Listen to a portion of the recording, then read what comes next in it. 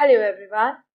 आज की वीडियो में हम समझने जा रहे हैं difference between realism and liberalism, जिससे आपको एक क्लियर अंडरस्टैंडिंग हो जाएगी कि कैसे रियलिज्म और लिबरलिज्म एक दूसरे से डिफरेंट हैं। तो चलिए शुरुआत करते हैं आज के टॉपिक की। जो सबसे पहला डिफरेंस है वो ये कि लिबरलिज्म नॉर्मेटिव है, वहीं रियलिज्म प्रैग्मेटिक है। लिबरलिज्म का फोकस होता है व्हाट शुड बी पर, कि एक वर्ल्ड कैसा होना चाहिए। वही जो रियलिज्म है that is very practical and realistic. इसका फोकस होता है व्हाट इज पर, कि वर्ल्ड कैसा है, क्योंकि ये करंट इवेंट्स की स्टडी पर फोकस करता है। जहां लिबरलिज्म आइडियल्स की या आदर्शों की बात करता है, वहीं रियलिज्म पावर पॉलिटिक्स की बात करता है। सेकेंड डिफरेंस ये कि जहां लिबरलिज्म बिलीव करता है इन कोऑपरेशन बिटवीन स्टेट्स, रियलिज्म मानता है कि कोऑपरेशन जो है वो डिफिकल्ट है बिटवीन स्टेट्स। लिबरलिज्म का मानना है कि स्टेट्स एक दूसरे के साथ कोऑपरेट कर सकती हैं through international institutions, economic exchange या इंटरडिपेंडेंस, जिनसे स्टेट्स के बीच में कॉमन इंटरेस्ट क्रिएट हो जाते हैं और वो आपस में कोऑपरेट करती हैं, जिससे पीस के चांसेस बढ़ जाते हैं और वॉर के चांस कम हो जाते हैं। वहीं रियलिज्म कहता है कि कोऑपरेशन अचीव करना बहुत डिफिकल्ट है स्टेट्स के बीच में, because states are never sure about the intentions of other states. एक स्टेट को दूसरी स्टेट की इंटेंशंस के बारे में नहीं पता होता। यहीं पर उन्होंने सिक्योरिटी डिलेमा का कॉन्सेप्ट भी दिया है, क्योंकि इंटरनेशनल सिस्टम में अनार्की है। हर देश अपने आप को सिक्योर करना चाहता है, अपने सर्वाइवल के लिए वो ज्यादा से ज्यादा पावर को एक्यूमुलेट करता है। इससे इंटरनेशनल रिलेशंस में एक स्ट्रगल फॉर पावर हो जाता है बिटवीन स्टेट्स।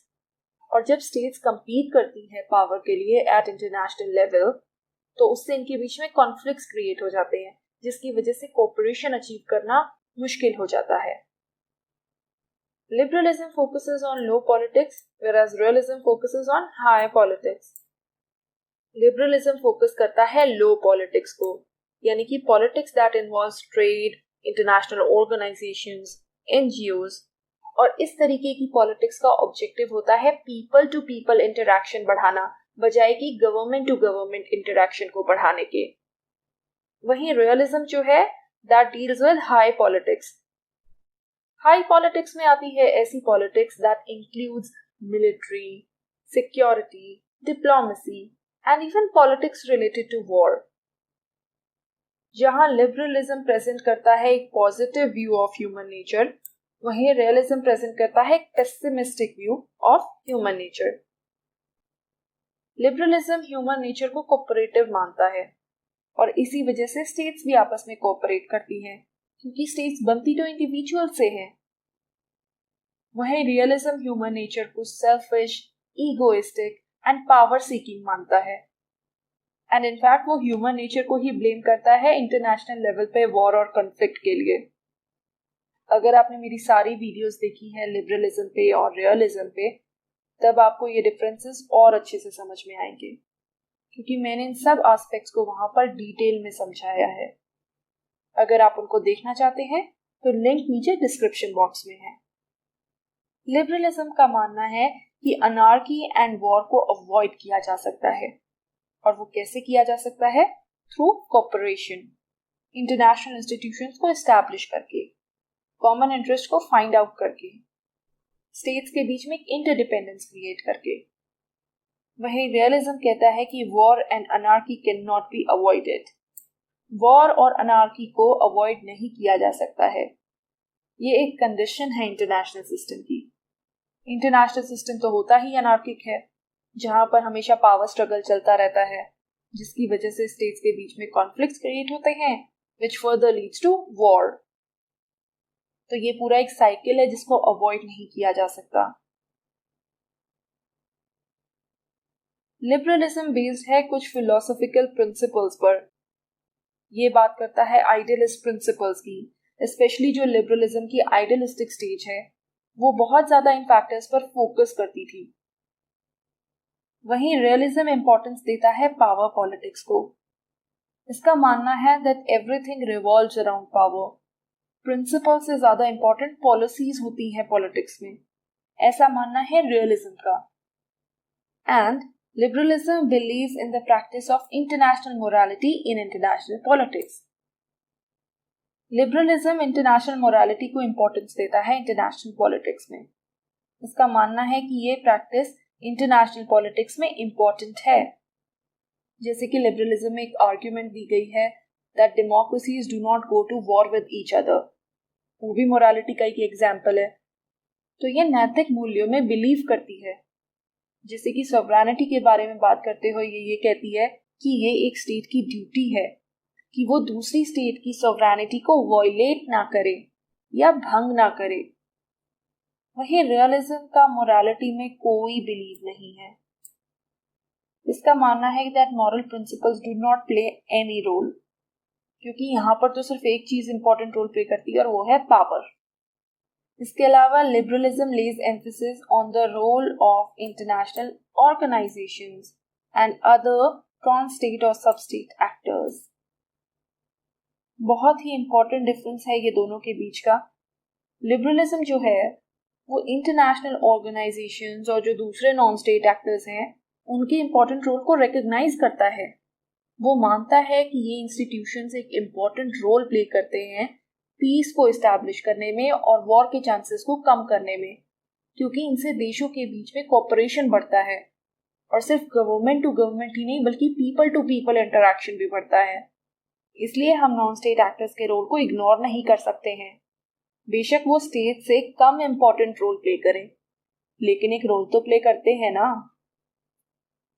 वही रियलिज्म का ये मानना है कि इंटरनेशनल ऑर्गेनाइजेशंस और जो दूसरे नॉन स्टेट एक्टर्स हैं ये एग्जिस्ट तो करते हैं बट इनका 0 to little इन्फ्लुएंस होता है। लिबरलिज्म में पावर को कैसे मेजर किया जा सकता है? एक स्टेट की पावर को मेजर किया जा सकता है थ्रू इट्स इकोनॉमी, कि उस देश की इकोनॉमी कैसी है, उस देश का पॉलिटिकल सिस्टम कैसा है, क्या उस देश में लोगों के पास पॉलिटिकल फ्रीडम है, क्या लोगों के पास प्रॉपर राइट्स हैं। इस बेसिस पर हम पावर को मेजर कर सकते हैं। वहीं रियलिज्म में हम एक स्टेट की पावर को कैसे मेजर करते हैं?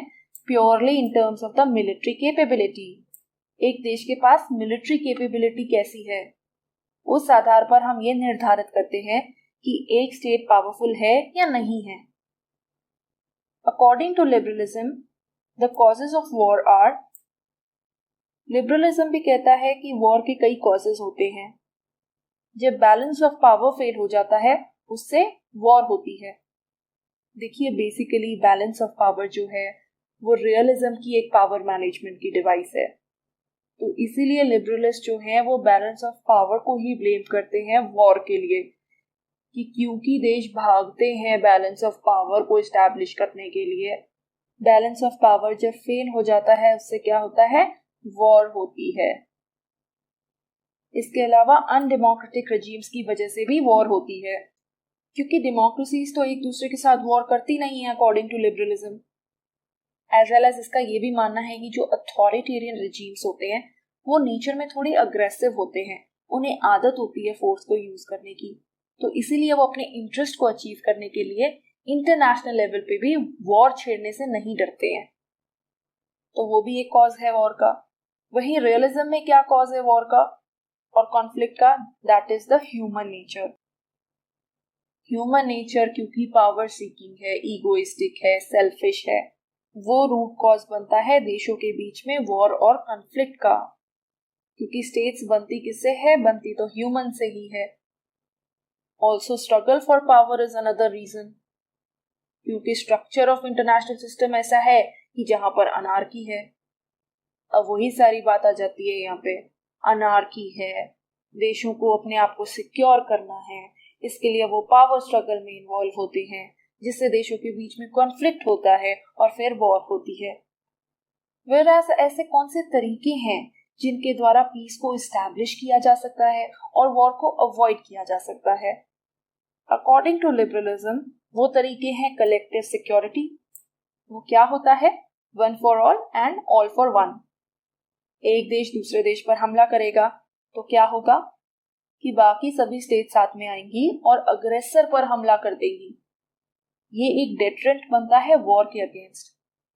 ट्रेड करके, इकोनॉमिक इंटरडिपेंडेंस बढ़ा के, इनके थ्रू भी वॉर को कम किया जा सकता है। क्योंकि जब देश आपस में इकोनॉमिकली कोऑपरेट कर रहे हैं तो वॉर के चांसेस कम हो जाएंगे। इसके अलावा वर्ल्ड गवर्नमेंट एस्टैब्लिश करके भी वॉर के चांसेस को कम किया जा सकता है। वहीं रियलिज्म क्या कहता है? रियलिज्म कहता है कि पीस को एस्टैब्लिश किया जा सकता है, और वो कैसे? Through balance of power. एक देश अगर बहुत ज्यादा पावरफुल हो रहा है तो उसकी पावर को बैलेंस करने के लिए क्या होगा?